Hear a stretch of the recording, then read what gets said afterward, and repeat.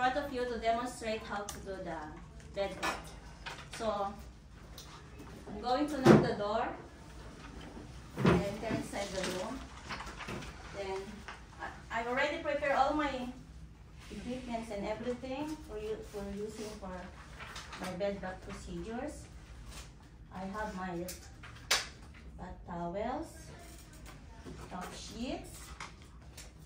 I have also the patient gown, and I have also the basin, 3 washcloths,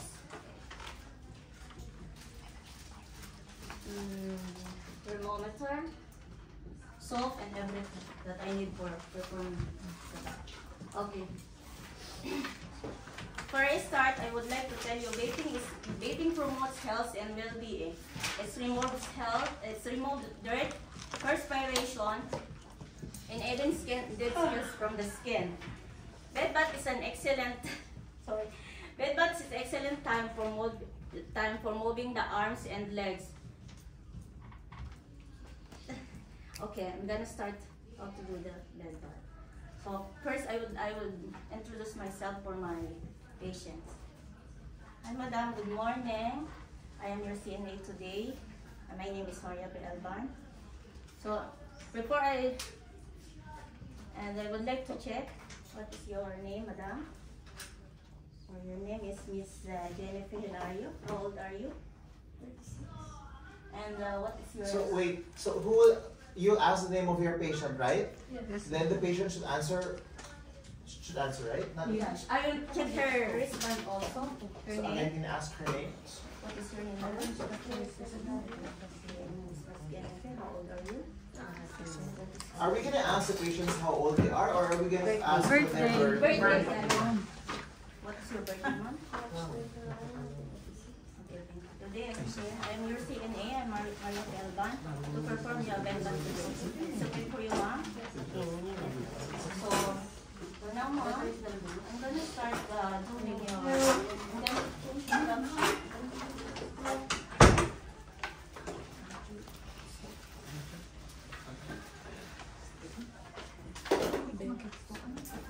I'm going to put another top sheet for her.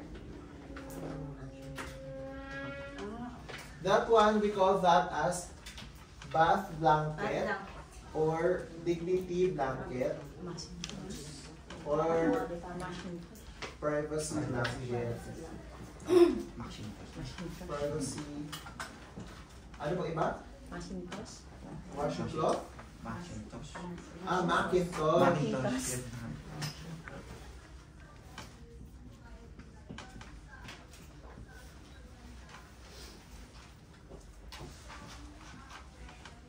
how to spell. So, before I start my procedure, I should have to wash my hands and put my gloves on. If we need a PPE, we can also wear it. But for now, I think I don't need it, and I should just use my gloves.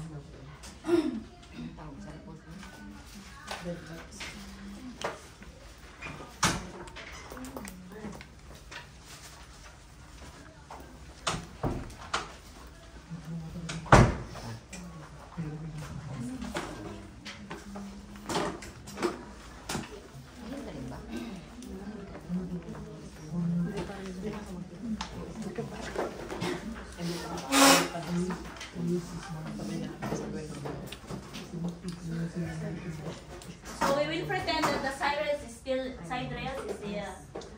side rails down. It's the first procedure. I should put down the side rails for her. And also I should put down the bed on the appropriate level. It should be on my waist position, but I think this is fine for me. Okay, I will start for her head. Wait lang, Mark. So, microorganisms, you have to wash your hands to prevent cross-contaminations. Okay, cross-contaminations meaning that you will be infected by kung ano man may sakit sa client, or you can contribute to the disease of the patients. Body mechanics, example for this is to raise your bed to avoid na mag-bend ka with your back. So, and then also to observe proper body mechanics.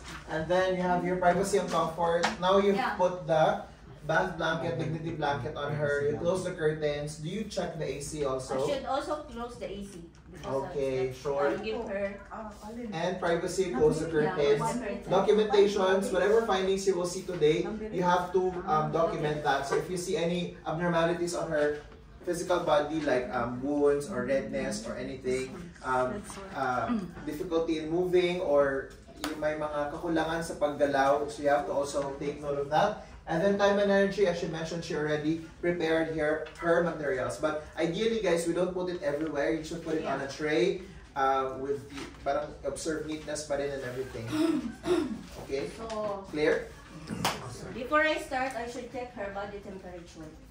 So, mom, can I check your body temperature?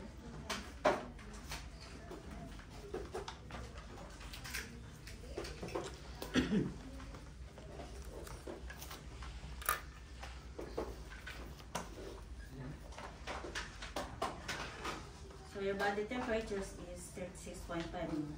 So can I start now?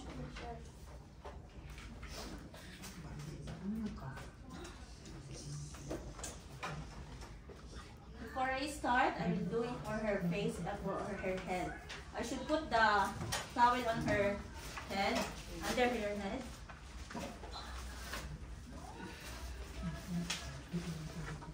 And on the top of her chest.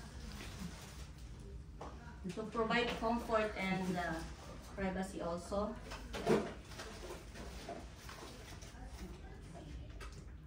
Then I should put water on my basin.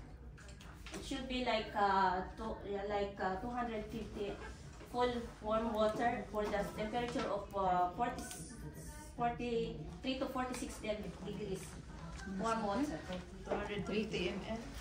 250 ml. Water, and the temperature is 43 to 46. 43 to 46. Then pretend that I have 3 basins on it. But I just Sorry, madam. Ano yung level ng water? my level of water. 250 ml. And warm water. And 43 to 46 temperature.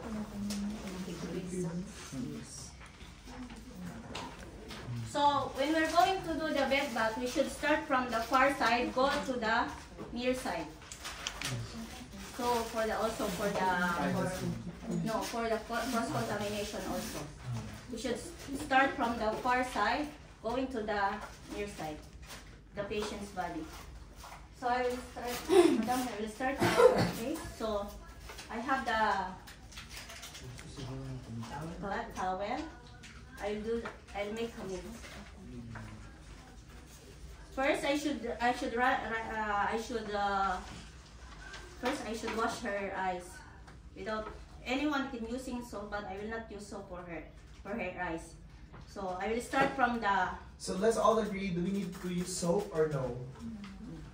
We don't use soap. We don't use soap for the eyes. So if there are things you have to remember about the eyes, you have no soap, right? You mentioned you have 3 basins. What are those 3 basins? One basin is for? One basin is for water. Water, for soap, okay. Water. And then 2 is for soap. soap and for rinse. 3 is rinse. Rinse. Yeah. So how did you check the temperature of your water? The water temperature is. Did you check?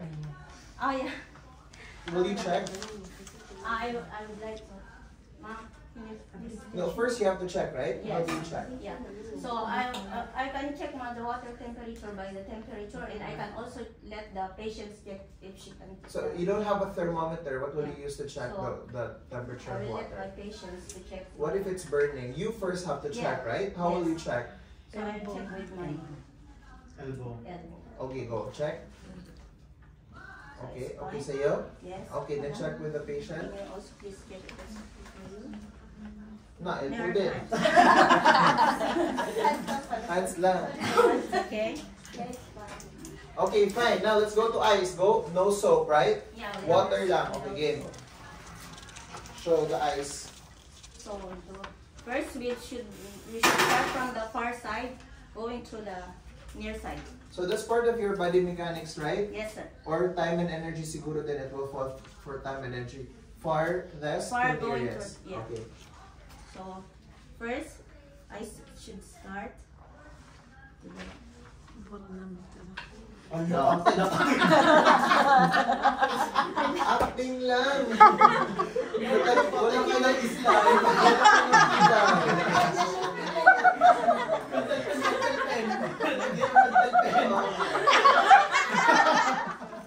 Gusto mo ba yung natutulog na? Ayan, okay na. May ano na sa kabila rin papantay. Hindi naman seryoso. Ito hanggang bukas to. Permanent na yun. So, wait, Inner. from here going here or from here going inner to outer or Inner. outer to inner? inner is going. O ikaw muna, show to yourself. So from outer. From outer to inner. Inner. Okay. Inner canthus going to the outer. Okay, everybody say that. Inner. Inner. Outer. Outer canthus. Canthus. Canthus. So inner canthus Ah, yun. going to outer canthus. Ano yung canthus? Canthus itong kanto. Yeah. Bakit ganon? Why do you have to sit from inner going outside, not from outside going in? Because the dirt is inside. Yes, because the dirty is inside, move the dirty inside, outside. Okay? Yeah. Okay? Naintindihan? This is again about cross-contaminations. Because if you're gonna go inside, you always have to go outside. Otherwise, you'll be bringing the bacteria from the outside, going inside your eyes. So it should be from the inside of your eyes going out. Yeah. Okay? Yes. So do the same thing on the other side. So we'll go to the other. So if you notice, biniligtad niyo yung kamay niya. Yeah. First, ito yung ito ang ebidensya. From here, going there, and then ginamit itong kabilang side from inner going outside on the other side. Okay? And then rinse. Rinse. Okay. Then you have to rinse. So always you have to wash and then Rinse. rinse and then So wash na with Wash, soap rinse. and then rinse rinse again. and then Then dry. dry.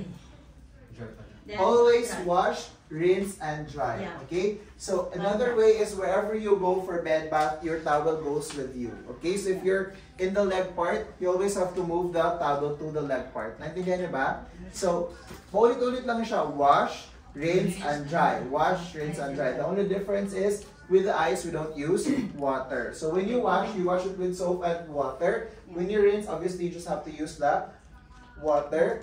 And then when you dry, you use your towel. Okay, we're going to clean her face. Now, for this time, I should wash her face first with water, then soap. I put soap on it in her face. Then after that, okay, how we did the way how to clean from the face from forehead, going to her nose, and going to mouth and her neck, goes under her ears.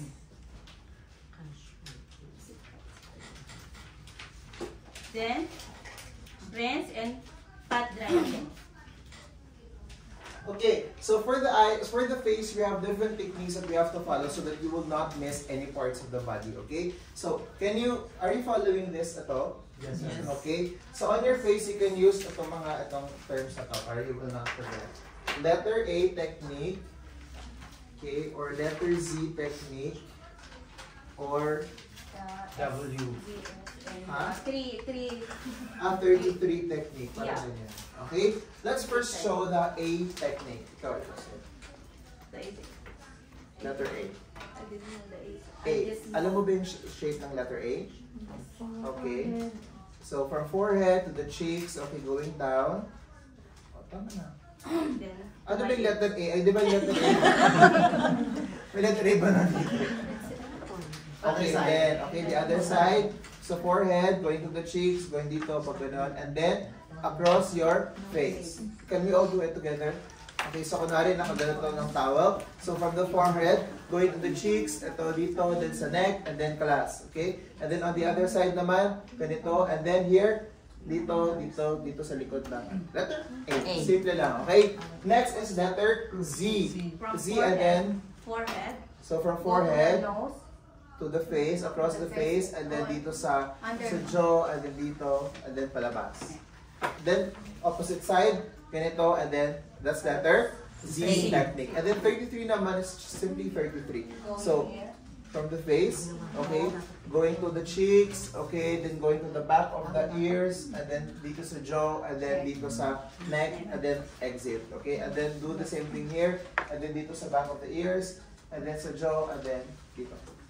33 technique. Again, you have to wash with soap and water, rinse with clean water, and then dry. Okay, dry, not dry. So you have to be careful on this because some patients are sensitive when it comes to their face. So if you have to use yung mga facial wash that's intended for their face, you use that one. Otherwise, ayaw pataka or wag mag-ataka. Wag maglagay ng sabon na hindi hiyak kay patients. Yes. Understand? Yes. Okay, next. Are we done with the face? Yes. Ears? No, ears. For the ears, I should also clean with the towel. I should start from her outer pinna, going to the outer pinna. Inner pinna, going to the outer pinna. Wala nakakita. Doon mo sa kabila. Like inner pinna. O sa'yo na lang. From my inner pinna, going through the outer pinna. From inner, going. Bakit hindi pwedeng from outer going inside? Because outer surface is clean and more, I think more dirty from the outer. Siyempre, di ba, of course, if you go inside your body, that's more already, parang we treat our body as more sterile. So if you, again, bring the bacteria from outside, going inside, you're actually just doing cross-contamination, right? It doesn't make sense. So it parang, negates the principle of microorganism. So always, kahit puso, kahit any orifices or kahit any opening sa katawan natin, you always avoid that. Bringing bacteria from the outside going inside is always from inner going outside. Okay. Clean outside and pat dry. Always we should make it so that it will be dry properly. Okay, then galas, nose and neck. Anything that you want to take note about the nose and neck? The nose, taking care of the nose. So from her nose, I should get some cotton buds. Buds? Cotton balls. Cotton balls to clean her.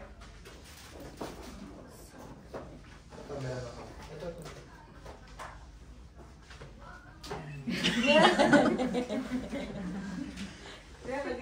Sa butas ng ilo. Tag-isa. Di ba daw lang yun? Outer again. Yun lang. Outer. Pero sa kanya, para lang talaga siyang tulog. Magandang pagkalo. And this. Saan mo i-discard? I have the small denser. Okay, so and then for the neck, guys, all you need to do, pay attention to is yung mga folds in between the fats or yung mga muscles. Di ba there are some people na like this? So, di ba remember if it's madilim, so yan, mangitim-ngitim, manginit-nginit, at saka mamasa-masa, that's a very good place for the bacteria to grow. So, if it's moist, if it's warm, and if it's dry, so yun, you have to open the folds and then clean it properly. Yun lang naman yung sa neck. Hair shampoo, we will skip that, and then we will go to the arms and armpit.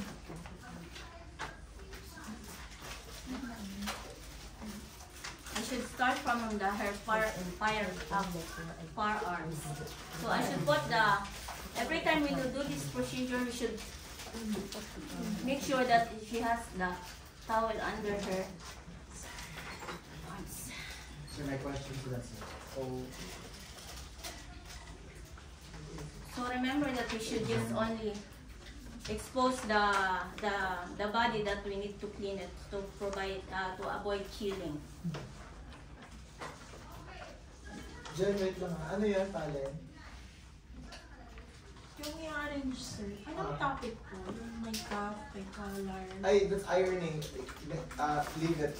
At saka yung washing machine, leave it.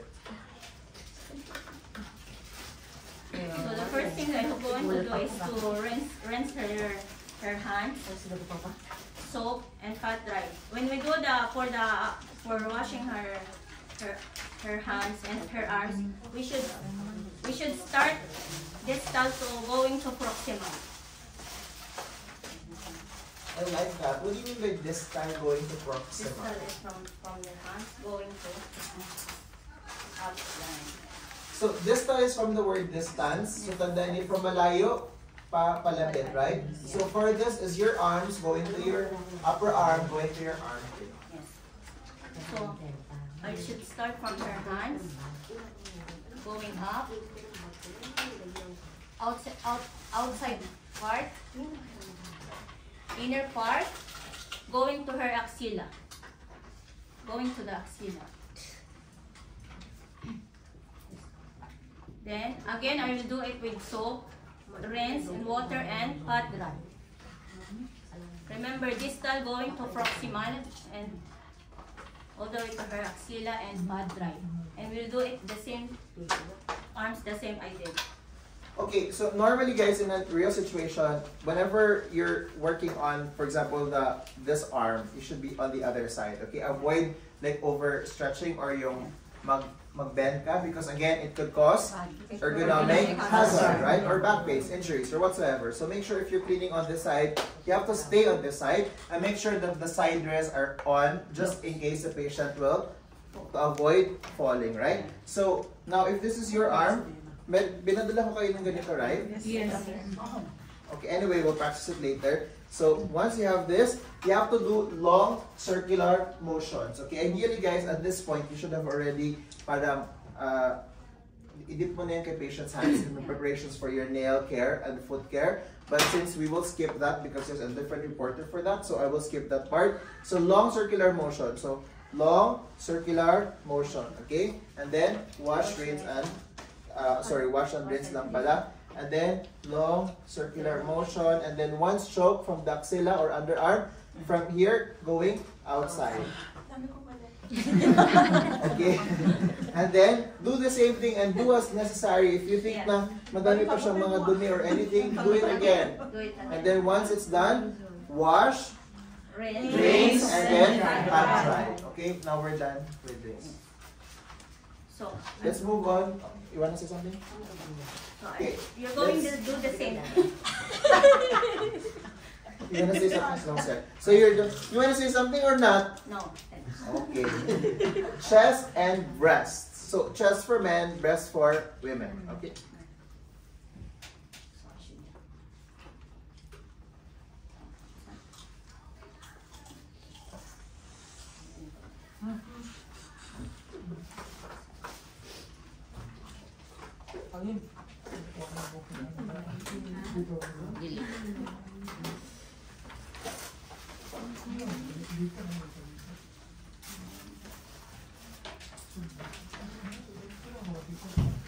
So again, first we have to wash our chest with water. Wash with water. Then wash with soap. It should be we should do under her breast. We should clean and also under her breast. So how do you clean under breast? Kunwari breast mo. We should So pagdating sa breast mo. like So erase mo yung breast mo. yeah. So you have to raise the breast like that. Yeah. Okay, and then clean it below the breast. Remember, if it's moist, dark, and warm, then bacteria will grow. So if you have to wash this and you will not keep it dry, then the bacteria or the fungus could start na mag-create dito. Yan, naintindihan niyo ba? Ikaw. Okay, baka one ka na naman next time. Okay.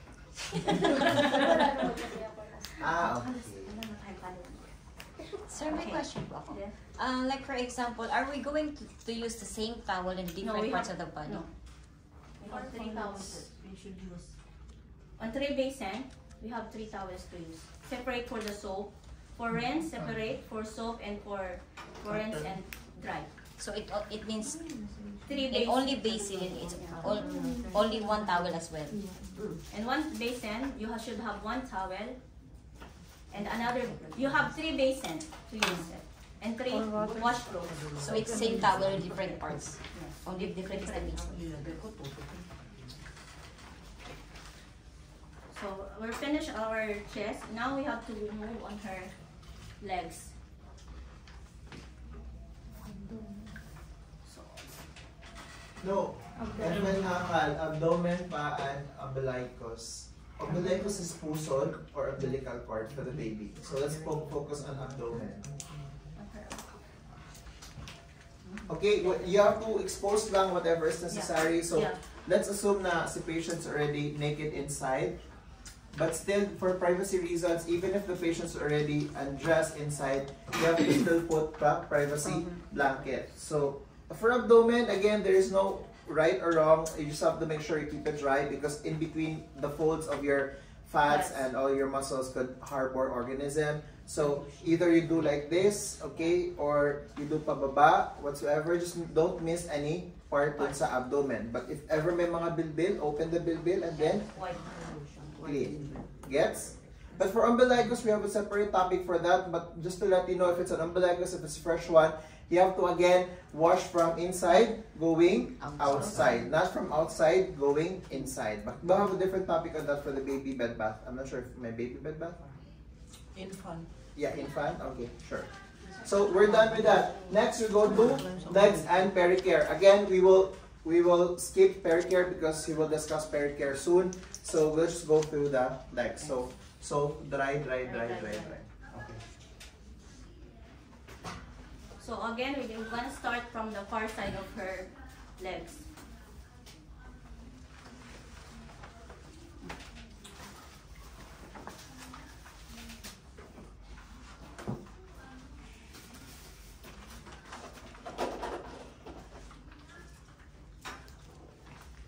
Then again, wash.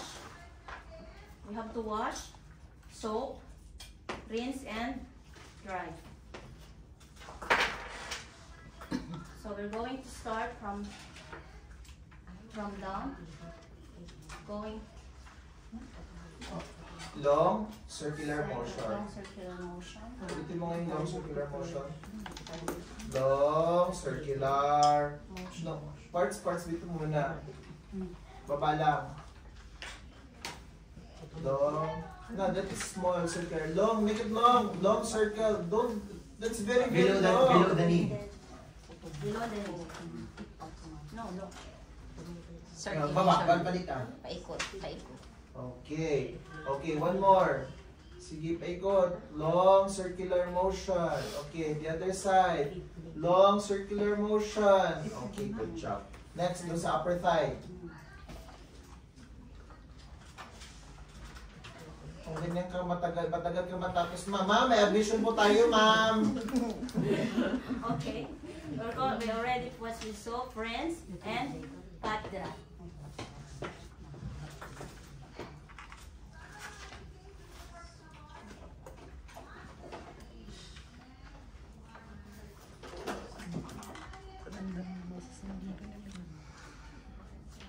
Okay na. And then, back na. Her back, we should do that. We have to face her lateral, in the lateral position. So mom, can I help you? Okay, wrong. So we don't let the patients do it themselves. So for example, let's assume that the patient is unable to help herself, right? How do you move the patients to the left or turn the patients to the other side? You have to go on the other side, which And then push. Okay, I'll teach you. Okay. So we want to make sure that the patient's still in the middle of the bed. Okay? So can you do face there lang? No, just move around. No, sige, 1, 2, 3, go. So in this case, no, there's a tendency that the patient will fall, right? So we have to avoid that. Now from this point, you have to move the patient like this. In other words, you have to move the patients first to you. Front of you. And then you turn the patients into lateral position so that kahit nakagano si patient, the patient will still be in the middle, alright? So move the patient to your side first before you can move the patients to her side. Okay, game. So let's move her part by part. Move itong torso niya. Put your arms dito. Like that. Dito sa loob. Okay. Ma'am, I'll move you to my side in the count of 3. Count. 1, 2, 3. Ma'am, hindi ganun. Okay, ako. Sure. Ako. Right? So ma'am, I'm gonna move you to my side in the count of 3. Okay? Alright, are you ready? So, 1, 2, 3. Okay. Pag mabigat si patient. Ito na naman. I'm gonna move you back into my side in the count of 3. 1, 2, 3. Okay, and then finally your legs 1, 2, 3. Okay, now the patient's on this side, right? You have to make sure that you're on this side too, just in case the patients will move and stuff, so the patients might fall. If the patient falls, so first you have to put her hands on the other side so that when the patients move like this, the circulation will still continue properly. And then this leg you should parang bend the legs like this. That's one way, okay? Or move the leg towards this side. So whenever you're going that side, you have to move the leg to that side. Now if you're going on this side, you have to put this on this side. Understand? Okay, so I'm going there, so I put this legs here, okay? And the other arms, if the patient's able to hold the side rails here, you have to let the patients hold the side rails. Otherwise, you just let the patients put the arms like that. Okay? And then, you, knees, and then this one dito sa shoulder. Okay, bend properly. Body mechanics. No, don't move the patients without instruction. Ma'am, I'm gonna move you to the side at the count of 3. I'm gonna move you to the side in the count of 3. 1, 2, 3. Okay, see? The patient's still in the middle. Now you can start doing your back care. So, assume, okay, nandito yung back niya, so hindi niya makikita. So, expose whatever needs to be exposed, right? Yes. And then you can start wash, rinse, and dry. First, we have to wash, soap, rinse, and dry. So, I will start from the top of her back, going to her buttocks. Up, going to her buttocks, wash, rinse, and cut dry again. Make sure that it will dry properly.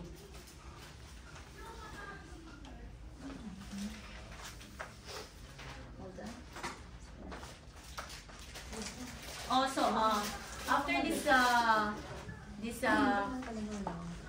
after we wash her back, if it's the patient, it's required to do massage. We can apply the back massage, which one we study like the Petrasage, Epilarage, if the patients require massage. If no, you don't need about. And if like we should check if there is like the dryness of the skin, we should apply some lotions, oil, so to prevent to even check her skin. You know that also the bed bath this is the right way to check for the skin of the patient. Then also this is also good for the bed sores for the patients. So what is bed sores? How does the bed sore looks like? It's like this is like wounds. How do you know it's a bed sore? Redness of the skin. Redness. What else? You have redness. Huh? Moist. Siguro may pain. Okay. So if you have that, what will you do? Jushel. If may nakita ko na mumula-mula, may redness, may parang wound, ano gagawin mo? What will you do? Report to Report to my nurse. Okay, very good. You have to document and then report. Do not wait until it gets worse. Okay, and then? Documentation. So documentation is very important. Okay, game. So, now it is I should change her. Kasama ko ba sa report na yan? Yes, I just put that. Ang pag-change ng gown? Kasama sa report mo? I just so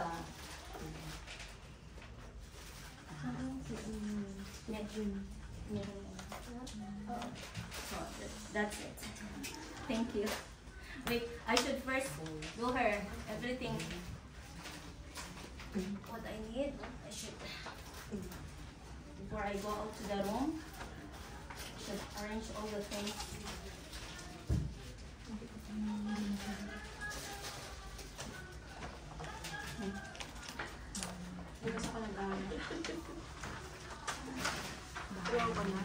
And then after this, can you say aftercare? Aftercare.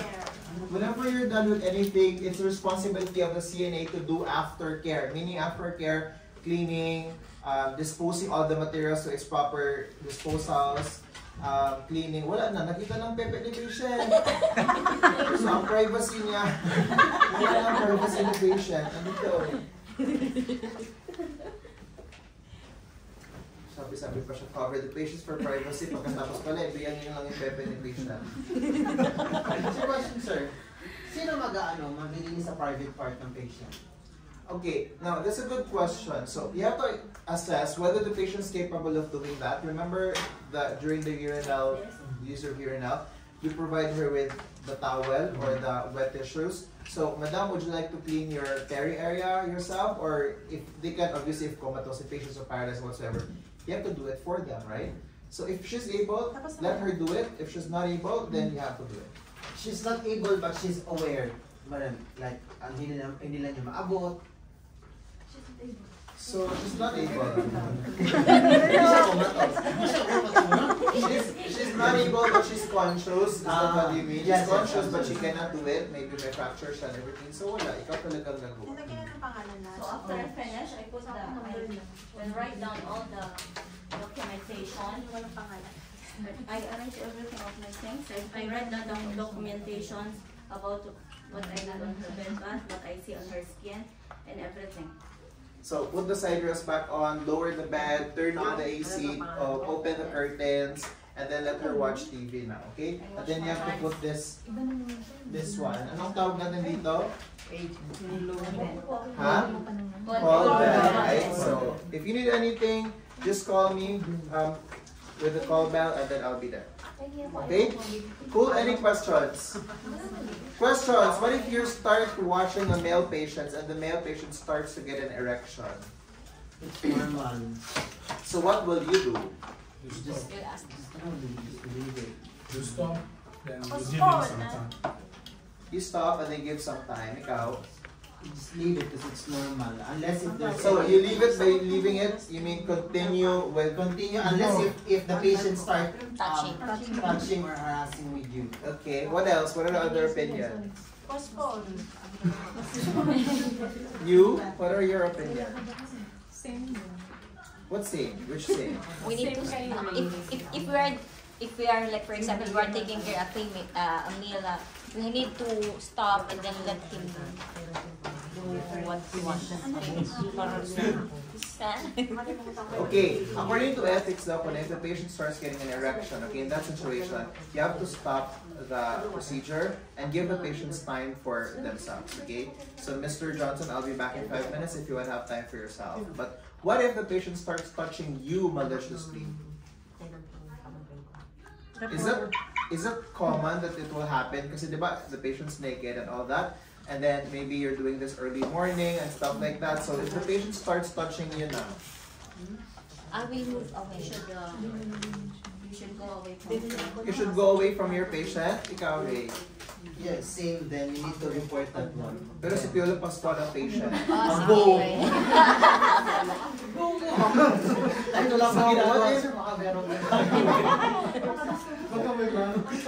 Okay, so in that case, you have to be firm, you have to be professional with your patients. Sir, I don't appreciate what you're doing. So please don't touch me or something like that. If the patient continues doing that, so again, I will stop this if you start doing that again, something like that. And then if again the patient starts doing it again and again and not listening to you, you can stop the procedure, report it to your supervisor. But do all your powers to contain the patients or to control the patient's emotions. Okay? How do you feel right now, Mrs. Johnson? Okay, great. Bye. Okay? Cool. Thank you.